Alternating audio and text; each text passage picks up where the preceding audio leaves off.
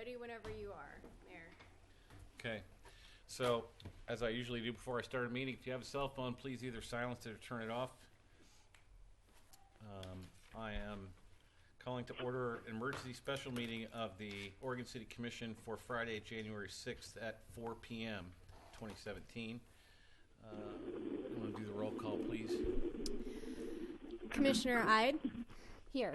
Commissioner Shaw? Here. Commissioner O'Donnell? Here. Commissioner Mengelberg? Here. Here via phone. And then also I want to mention that Carrie Richter, our Assistant City Attorney, is here by phone as well. And Mayor Holliday. Here.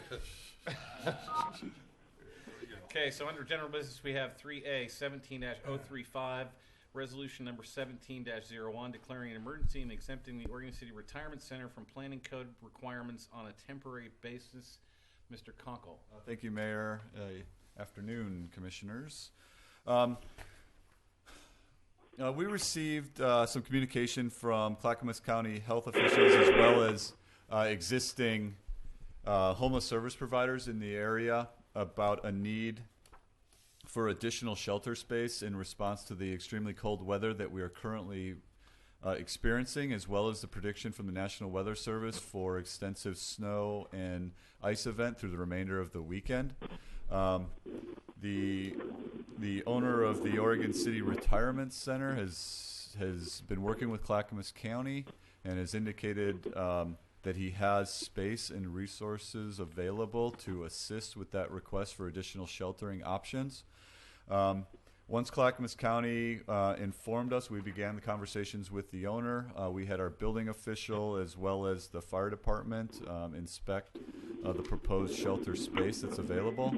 And in doing so, we found, and there were some improvements that were made to make sure that it meets fire life safety requirements. We would be proposing in this resolution through our code, we can declare an emergency for extreme weather events like we're experiencing right now, and temporarily exempt the facility from the planning requirements for expanding the use of the facility. The proposal is to allow an additional 16 residents into the facility. As part of that, there would be a 24-hour fire watch in coordination with Clackamas County Fire Department. The weather event through the National Weather Service is predicted to start to warm up Sunday night, Monday-ish. We're proposing to extend this emergency through Wednesday at 8 a.m.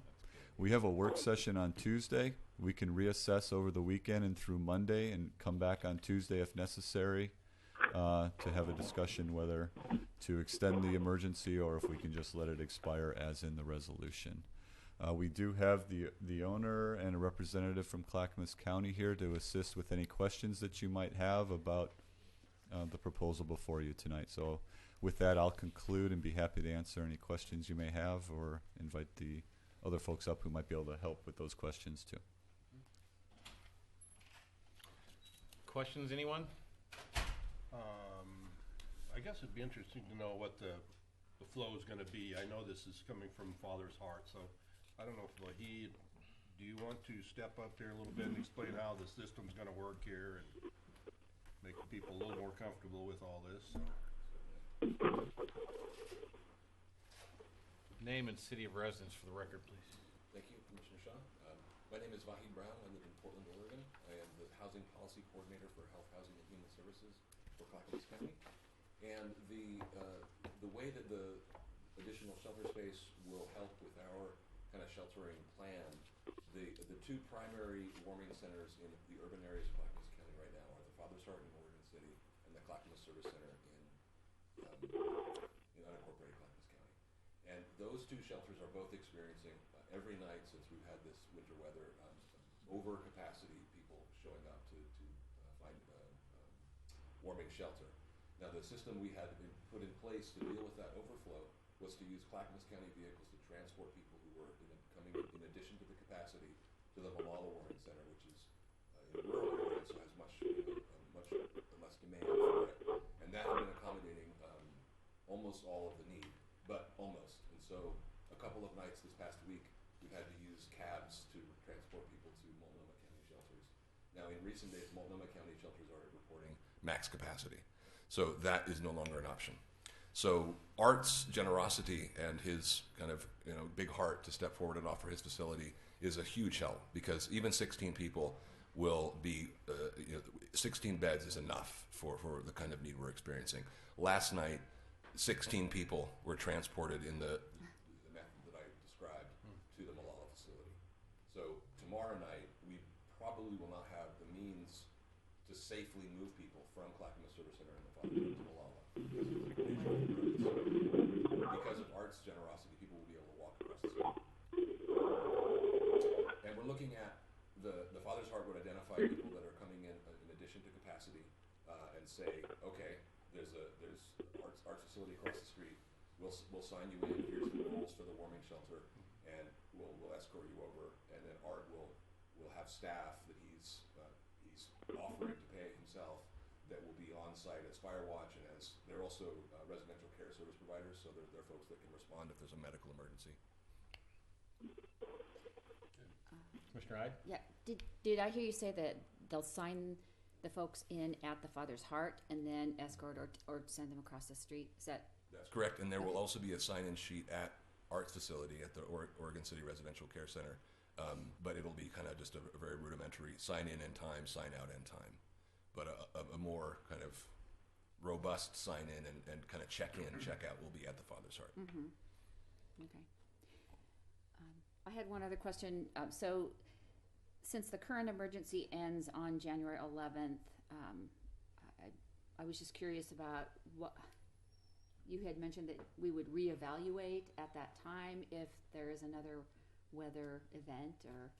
I'm hoping to get through this one first. Yeah. Well, I know, but I guess my question is, can it just be extended, or do we have to go through another resolution? Go through another resolution. Okay. Okay. The municipal code does give me the ability, or the mayor, to declare an emergency, and then it would be if it was an immediate need, and then we would call a meeting, and then the commission would approve the declaration once we can get everybody together. So. But we're only allowed to do that for 48 hours, right? Correct. Yes. So in this resolution, we're establishing the 48 hours, but we're actually extending it with this resolution through the 11th at the same time. Do you have anything? Yes, I do. Well, go right ahead. Commissioner O'Donnell. So I've read the resolution in its entirety. There's much I like about it. The conditions of use are established. The hours of operation and dates are established. There's a beginning and end date. There's weather conditions specified. There's no charges to Oregon City. Inspections have been conducted to guarantee the safety of the occupants. So I also feel a responsibility to our own citizens and to our city. My questions are, what service area do we intend to provide service to? Is it the greater metropolitan area or Oregon City only? Are we going to be busing people in from out of the area? No, Commissioner. The use for the Oregon City Residential Care Center for warming shelter will be only as a overflow shelter for the Father's Heart, and the Father's Heart is kind of connected to the 211 system for Clackamas County only. Okay. So people have to make their own way to Father's Heart to start with. Correct. And if they call from within Multnomah County, the 211 system for emergency warming shelter, they will be directed to a warming shelter in Multnomah County. Okay. And in the event of an overflow at Multnomah County, are they then subsequently directed here? No. Multnomah County is going to establish its own, they're opening municipal buildings, county buildings, so they're also going through a similar experience of overcapacity need. And so they're also going to extraordinary measures like Oregon City right now. Last night, the mayor of Portland opened the Portland building, first floor, the East County building in Multnomah County. The Multnomah building on Hawthorne is being prepared to be opened in the event of another night of overcapacity. So they have the means to address their own capacity challenges. So it's a humanitarian effort, short term. You're telling me it will not increase our resident population of homeless? Correct. And it has a set conclusion on it by this resolution. Thank you. Commissioner Mengelberg, do you have anything? No, I have enough information. Thank you. Okay. Carrie, is there anything we need to know? No, you're doing fine. Okay. Are there any further questions for anybody? I have two public comment forms, Rita Mills and Denise McGriff. If you guys could come up. Thank you. Thanks, Pete.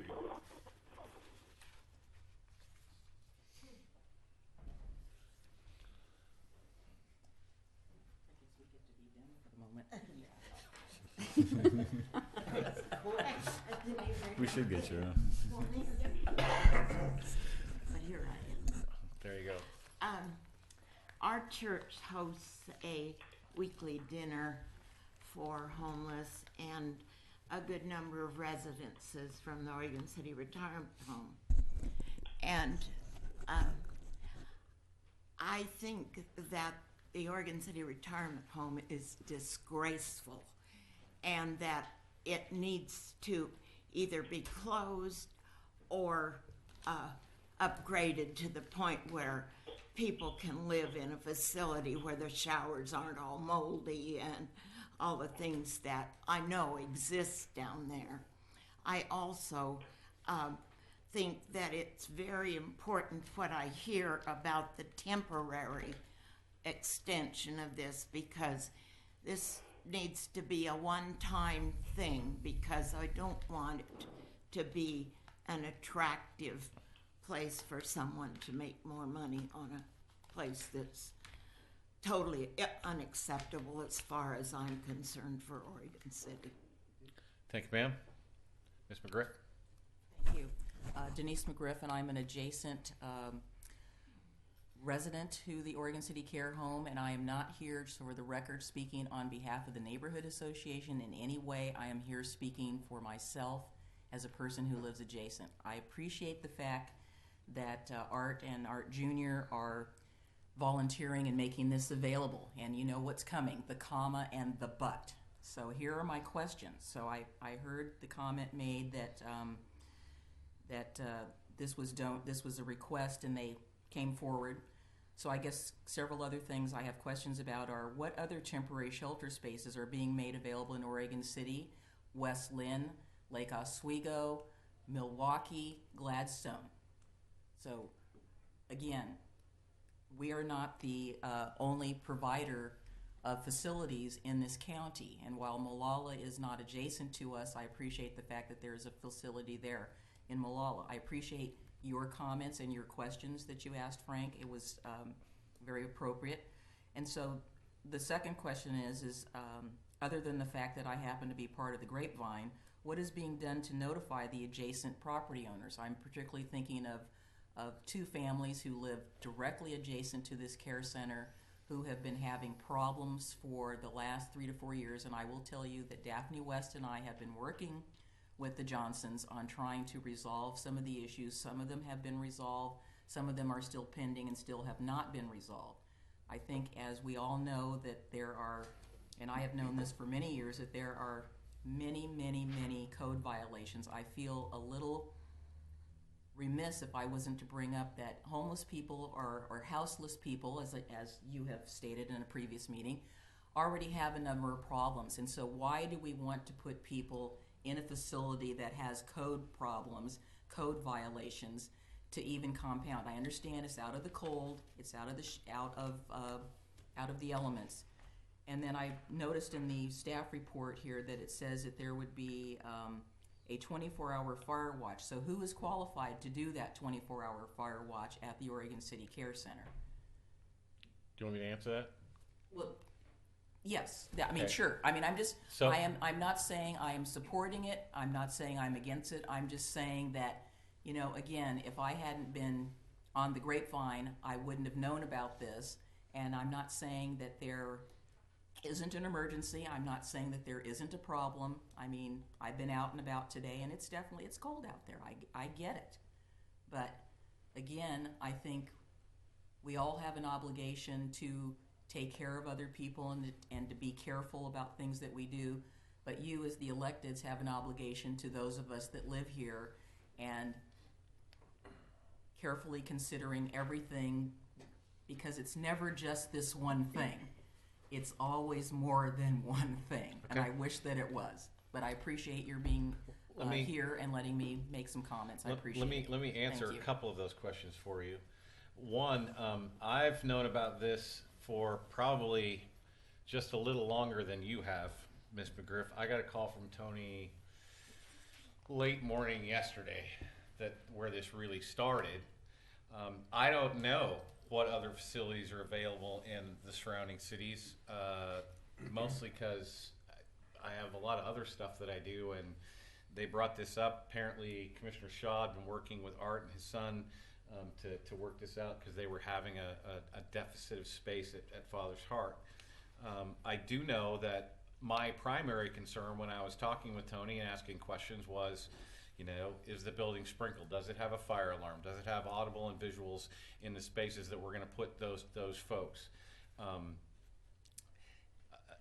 to answer the Firewatch question, typically Firewatch is either a security person directly trained or a staff person in these care facilities that's been authorized or trained to do a Firewatch. And most facilities have at least several of those people that have been trained. They know what to do. You walk around, you check all the floors, once an hour to make sure that there isn't something going on. I'm not terribly concerned about maybe any other violations that might be happening or allegedly happening there, because we are not the regulator of that facility. While we have some life safety through Clackamas Fire, but any condition kinds of questions have to be regulated by, I don't know, is it the Oregon Health Authority or whoever regulates private facilities. But in our code, we don't have any authority beyond just the standard building planning codes, right? That's what we utilize through Clackamas Fire's review of existing buildings. So I would hesitate to characterize the conditions there without having seen them myself, but I do know that Battalion Chief from Clackamas Fire has been down and looked at the place in the facility that we are planning to put these folks. I know our building official has been there. Several other folks have been there to make sure. And again, this is temporary. And I know people have a hesitancy when government says something is temporary, but I'm one of those kind of sticklers that says if we're going to do that, then it's going to be the temporary piece that it is, unless, of course, the weatherman is wrong, which almost never happens in Oregon. So, if it ends up extending 2 or 3 more days, we may have to reauthorize for a little bit longer. Understanding that homelessness is an issue not just in Oregon City, but across the state, extending up even to Vancouver, at least at this period of time. So we all are, there's a working group working in Oregon City right now to talk about that with, several players from the Oregon City Business Alliance and Chamber and a whole bunch of other folks. But we're not going to resolve that today in 20 minutes. So I hope that answers some of those questions.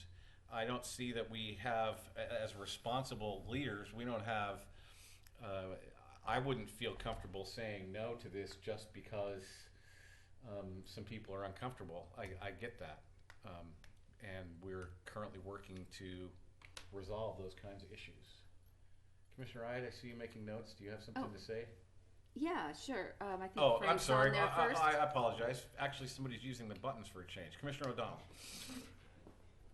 Well, in many ways, I'll echo what the mayor has said, simply in that there's 2 different issues here that have been brought up. One is a long-term issue as to the condition of the facility, and if that needs to be explored, it needs to be explored through those avenues. And I've heard that from a second source just in passing remark. That's not the issue at hand today. The condition of the facility is not the issue at hand today. I appreciate everything, the testimony that was given in terms of what our surrounding communities doing. I can tell you that when I was running for office, I did go tour the Father's Heart to see what they're doing, and I guess what I'll say about today is all the concerns that were voiced are my concerns as a citizen. The balance between being my brother's keeper and a responsibility to the community, and that's what I want to see as a responsibility to this community also. So that being said, I'll silence and defer to Commissioner Ide. Commissioner Ide. Yeah, I would hope that other cities would be responding to their need in their communities as well. Our city happened to see the need and rose thanks to Art and his offer of his building. Chances are that his building could. I've walked through it and I've seen and there are some improvements that could be made.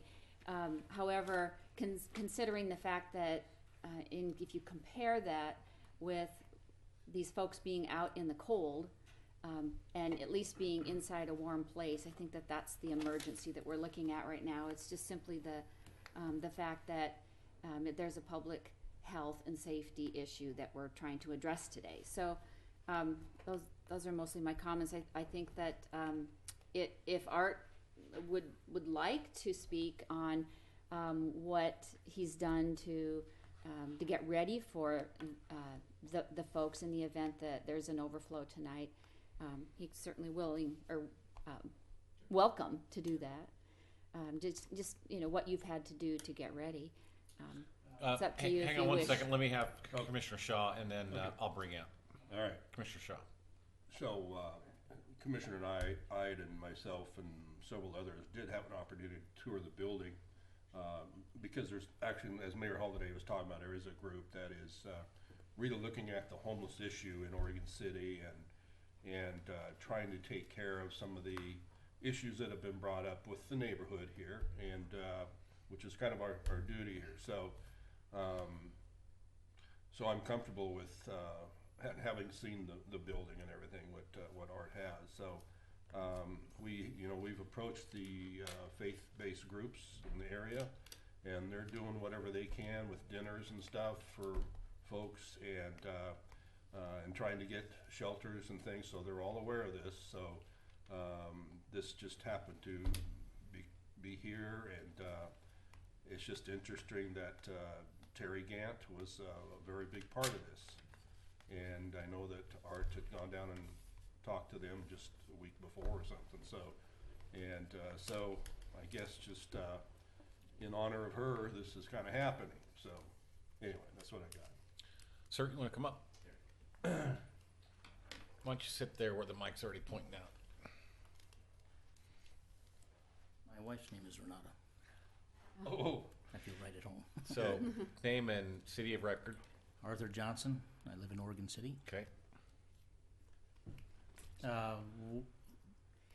If you'd just like to explain what you have had to do to make your facility ready for the folks.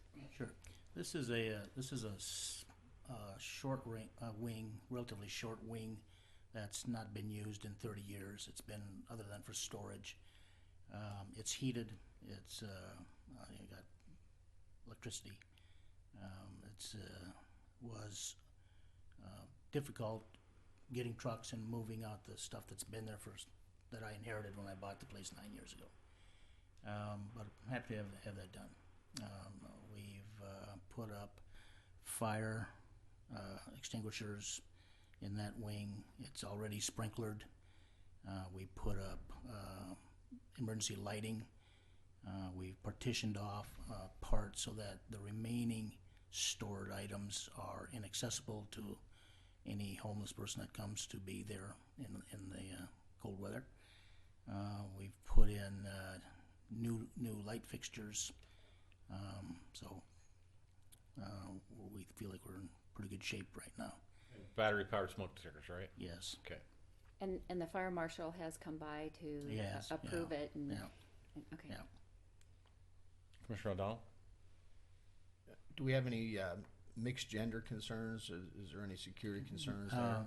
I did have that thought. The folks down at the Father's Heart said that they were recommending that they do females only, and I had a meeting with them this afternoon and said that would be our first choice also. But with the caveat that if there is vacancy where I'm at and overflow where they're at, they would rather send a male there rather than send them outside. So we're shooting for 16 women. The second fallback position is couples, if that arises, and then last resort, single males. So you might talk about your layout a little bit there, because, this is an old hospital and has a bunch of rooms, and that was my first thought, you're gonna use all the rooms on that wing, but No. you're actually gonna use the big open There's space. a common area Yeah. that is available, and a lot of the cots fit in there very comfortably. Clackamas County provided us with 16 cots this morning. We had 2 non-functioning bathrooms down there, and we made them functioning and usable. So just to flip the coin here a little bit, how much, just ballpark, how much money do you think you've spent getting this thing ready?